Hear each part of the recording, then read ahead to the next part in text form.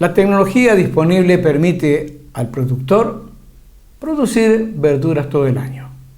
Y eso utilizando las medias sombras o los elementos adecuados para cada época. El ingeniero Miguel Alonso, un especialista en la materia, nos va a mostrar cómo se hacen los sombráculos.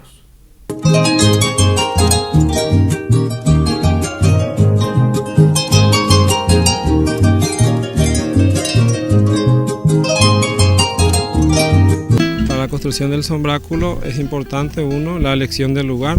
Tiene que ser un lugar lo más plano posible, con una orientación preferentemente norte-sur, siempre y cuando el terreno nos permita. Hay veces que en el ambiente, los agricultores de escasos recursos económicos, las dimensiones de los terrenos no nos permiten eso, pero preferentemente debería estar en una posición norte-sur. Recomendamos hacer sombráculos no mayores de 1/4 de hectárea, pero en realidad en la práctica es 48 por 50, puesto que las redes, o sea las mallas, son de una dimensión de 4 metros, por eso tienen que ser siempre múltiplos de 4. En la posición que van a estar longitudinalmente, las redes tienen que tener 4 metros de anchos, entonces son 48 por 50. Una vez que se elige el lugar, se tiene que nivelar. Este fue un lugar que tenía dos curvas de nivel, por eso se tuvo que traer una máquina, nivelarla totalmente. Se aplicó gallinaza, aproximadamente unas 9 toneladas en esta superficie. Se hizo un encalado a razón de 200 gramos por metro cuadrado, el equivalente a 2 toneladas por hectárea, o sea que en este lugar aproximadamente hay unos 500 kilos de cal agrícola.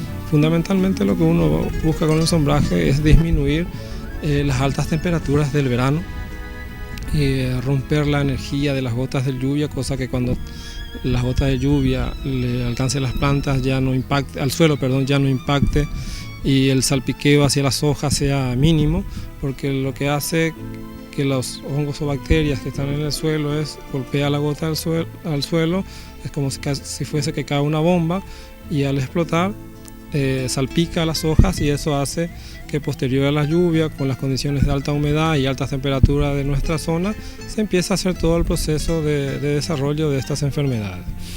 Y nosotros generalmente las mallas son de 4 metros de ancho o de 2 metros de ancho por 100 metros de largo. Por eso es muy importante respetar estas medidas. Usualmente para la construcción de sombráculos, o umbráculos como otros le llaman, utilizamos las redes de 4 metros de ancho o 4 metros 20 por 100. Entonces, la densidad de la estructura que va a sostener las redes también debe respetar estas medidas. Si nuestras redes son de 4 metros por 100, la disposición de los postes del sombráculo también tiene que tener 4 metros y distribuir en los 100 metros los demás postes. Por ejemplo, si es 4 metros por 50, eso es algo muy importante. Para un buen manejo del sistema de riego por goteo, no soy especialista en riego, aclaro, pero para un buen manejo de riego yo recomiendo que los módulos de sombráculos no sean más de 1/4 de hectárea. Para un buen manejo, para las condiciones ambientales que nosotros tenemos altas temperaturas y tenemos que buscar todas las maneras de bajar las altas temperaturas, no solamente con la red, sino también a través de la ventilación. Si un módulo de sombráculo tiene más de 1/4 de hectárea, generalmente ya disminuye la ventilación. En la práctica me he dado cuenta de eso. Entonces, los módulos de sombráculos no los recomiendo, no es que no se pueda hacer, yo particularmente no recomiendo que sea mayores de 1/4 de hectárea para tener mejor controlado el tema de la ventilación y el manejo de la humedad en caso de que haya lluvias en periodos de altas temperaturas. Del sombráculo, de los postes del sombráculo, como estaba diciendo, tiene que ser respetando las medidas de las mallas. Tiene que ser un marco de plantación 4x7. ¿Qué quiere decir 4x7? 4 entre hileras y 7 entre postes.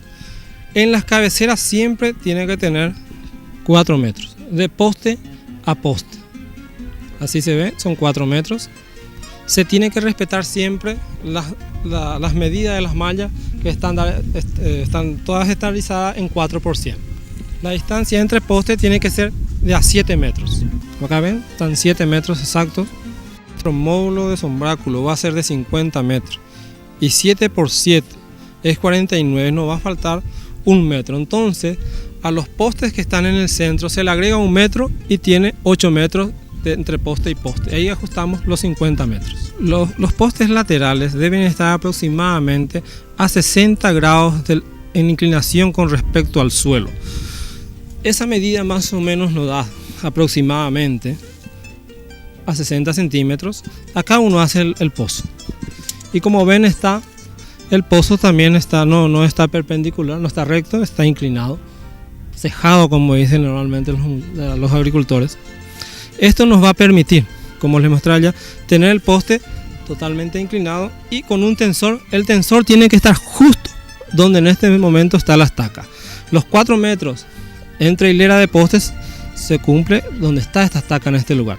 Uno marca 60 centímetros, hace el pozo inclinado o cejado, como normalmente dicen los horticultores, de 1 metro de profundidad. Y el poste aproximadamente tiene que tener 3,20 metros los laterales, porque tiene que dar 2 metros libres, y acá va el tensor. El tensor que se le coloca de la cabeza al poste tiene que estar bien en dirección a esta estaca, aproximadamente a unos 70 centímetros de profundidad.